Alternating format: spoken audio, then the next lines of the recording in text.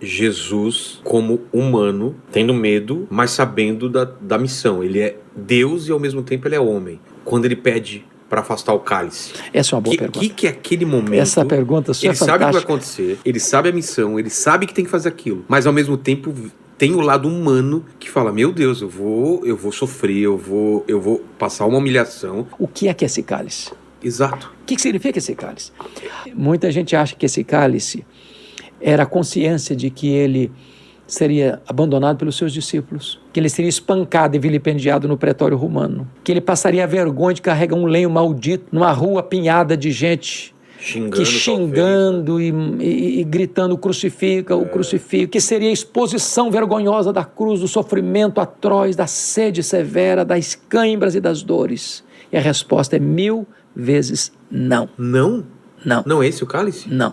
O que é o cálice? Cálice, Vilela, era a consciência que Jesus Cristo tinha de que, sendo ele o amado do Pai, o Pai viraria o rosto e o desampararia na cruz. O cálice era a ciência de que ele, sendo bendito eternamente, seria feito maldição por nós. Que ele, sendo santo, santo, santo, seria feito pecado por nós. O cálice era a consciência de Jesus de que na cruz o Pai lançaria sobre ele a iniquidade de todos nós. E diz que ali não tinha beleza nele. Ele foi feito pecado por nós. Toda sujeira nossa, toda maldade nossa, toda corrupção nossa, toda violência nossa, todo pecado nosso foi lançado sobre ele. E diz a Bíblia que agradou ao Pai moê-lo naquela cruz. Ele suporta a ira de Deus que devia cair sobre a sua, sobre a minha, sobre a nossa cabeça. Ele sente a ira de Deus nele? Nele. Nossa. Fuzilando. Ali na cruz, Deus cumpriu a sua justiça. Nele, no Filho, para não punir a nós. A morte de Cristo na cruz a gente chama de morte vicária, morte substitutiva. Ele morreu não como um mártir. O sofrimento dele foi sofrimento vicário.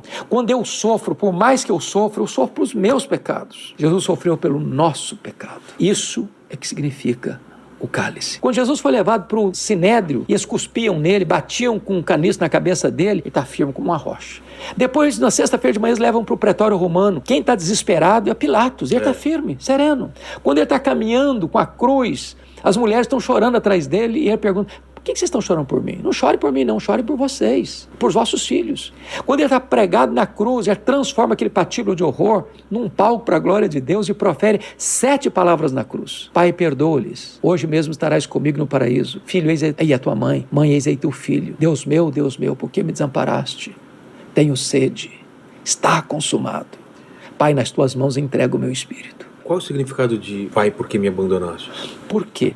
Porque naquele momento ali, ele tinha assumido o seu lugar, o meu lugar. Mas Deus abandonou ele? Literalmente. No sentido de que Deus aplicou no seu filho o golpe que devia aplicar em mim. Ah, tá. Vilela, deixa eu dizer uma coisa maravilhosa para você. A doutrina essencial do cristianismo, que foi o ponto básico da reforma, chama-se justificação pela fé. Deus estava em Cristo reconciliando consigo o mundo, não imputando aos homens as suas transgressões. O que é imputar? Botar na conta dele. Então Deus não botou na sua conta o seu pecado, a sua dívida. Qual o tamanho da sua dívida com Deus? Impagável. Deus não botou na sua conta essa dívida. Aquele que não conheceu o pecado, Deus o fez pecado por nós. Deus pegou toda a sua dívida e botou na conta do seu filho, lá na cruz. O que Jesus fez com a sua dívida? Ele rasgou a sua dívida, anulou-a e a encravou na cruz e deu um brado na cruz. Tetelestai. Está pago. Está consumado. Aquele que não conheceu o pecado, Deus o fez pecado por nós, para que nele nós fôssemos feitos justiça de Deus. O que significa isso? Pega você um tribunal, porque justificação tem a ver com o tribunal de Deus, não é coisa que acontece aqui dentro, mas lá em cima no tribunal. Justificação é mais do que perdão. Perdão é um conceito negativo, justificação é um conceito positivo. Me permita explicar. Tá. Imagine você que você devesse R$1 milhão no banco. R$1 milhão no banco, você não tem um centavo. Meu Deus.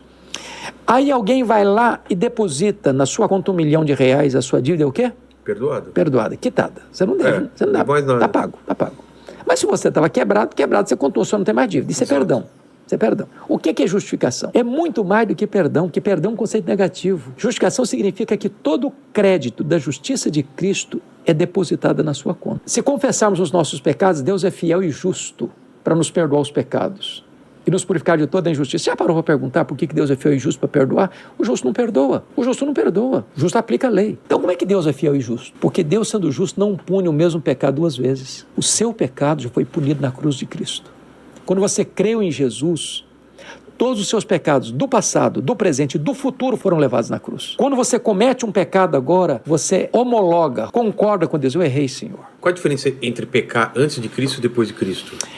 Os que pecaram antes olharam para o Cristo que haveria de ser crucificado. Nós olhamos para o Cristo que foi crucificado. Um olhava para o futuro, o outro olha para o passado. Que bonito isso. Convergindo em Cristo. Cristo é o eixo da história. Por que Deus colocou a morte no ser humano? Porque essa foi a sentença. No dia em que dela comeres, certamente morrereis. E aí você faça a seguinte pergunta: mas ele não morreu. Não morreu. Como assim? Então tem 3 tipos de morte. A palavra morte, tanto no hebraico quanto no grego, significa separação. Existe a morte espiritual, existe a morte física, existe a morte eterna. A morte espiritual é essa separação do homem de Deus agora, que pode ser revertida com a conversão. A morte física é a separação da alma do corpo. Quando a gente morre aqui. Morre aqui. Então, você não é um corpo que tem uma alma, você é uma alma que tem um corpo. Certo. Seu corpo não sobrevive sem a sua alma, mas a sua alma sobrevive sem o seu corpo. Então, vamos falar de uma pessoa salva em Cristo Jesus. Quando a pessoa morre, está lá em 2 Coríntios 5:8. Morrer é deixar o corpo e habitar com o Senhor. Filipenses 1:23. Morrer é partir para estar com Cristo, o que é incomparavelmente melhor. Então, quando um cristão morre, a alma dele é aperfeiçoada e já entra no céu. Consciente.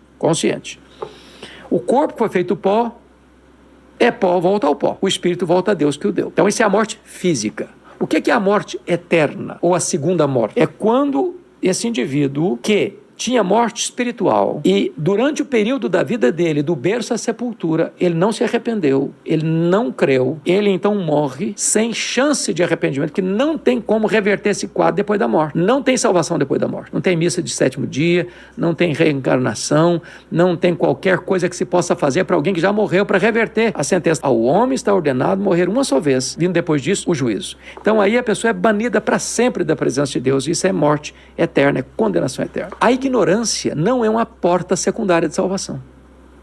Se fosse, talvez a melhor estratégia missionária do mundo era manter todo mundo na ignorância. Aí a Bíblia diz o seguinte, que Deus encarregou a nós de irmos ao mundo todo, a todas as etnias, até os confins da terra, pregando a toda criatura. Quem crer e for batizado será salvo, quem não crer será condenado. A Bíblia diz mais, que se você como atalaia não avisar ao ímpio, ele morrerá na sua impiedade, mas Deus cobrará das nossas mãos o sangue dele. É por isso, Vilela, que a igreja tem uma responsabilidade vital de fazer missões. Deus colocou dentro de você e de mim, de todos nós seres humanos, um tribunal moral.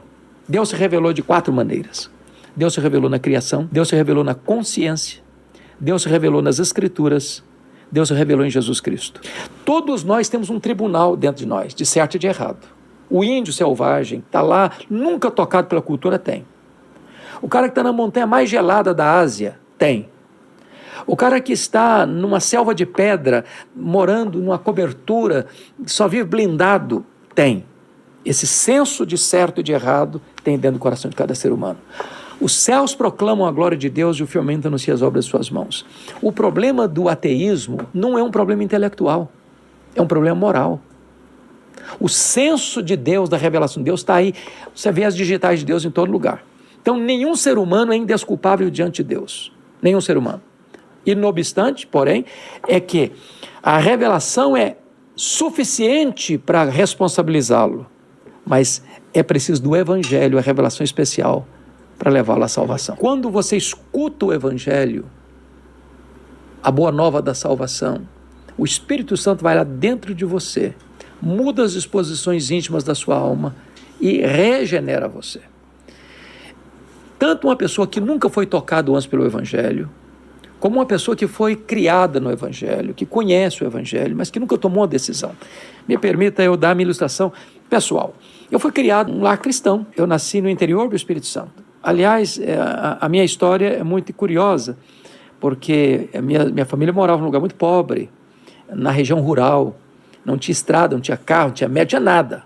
Que cidade que é? Isso é na roça, lá no interior de Nova Venécia. Nossa. A minha mãe estava grávida, já em estado adiantado de gravidez, caiu muito enferma. Quando alguém precisava sair dali, saía numa padiola. Padiola é um lençol amarrado num varal e 2 pessoas carregando uma trilha, 40 quilômetros. Que? Onde ficava a primeira recurso médico. E a minha mãe, muito doente, estado adiantado de gravidez, eu era o bebê do ventre dela. Papai sabia que ela não suportava uma viagem de 40 quilômetros na trilha. Então mandou chamar o médico, ele veio e disse, essa mulher vai morrer. Ela está muito fraca, muito doente, o bebê está em agonia de morte. Puxa.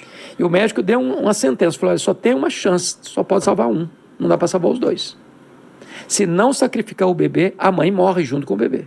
O bebê está morrendo.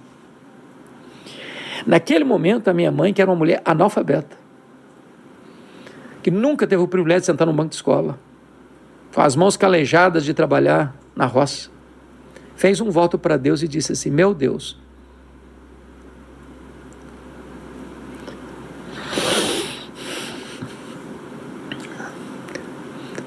se tu poupares o meu filho,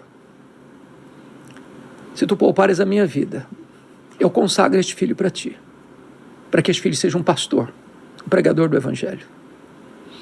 Deus ouviu minha mãe e eu nasci. Nasci na roça.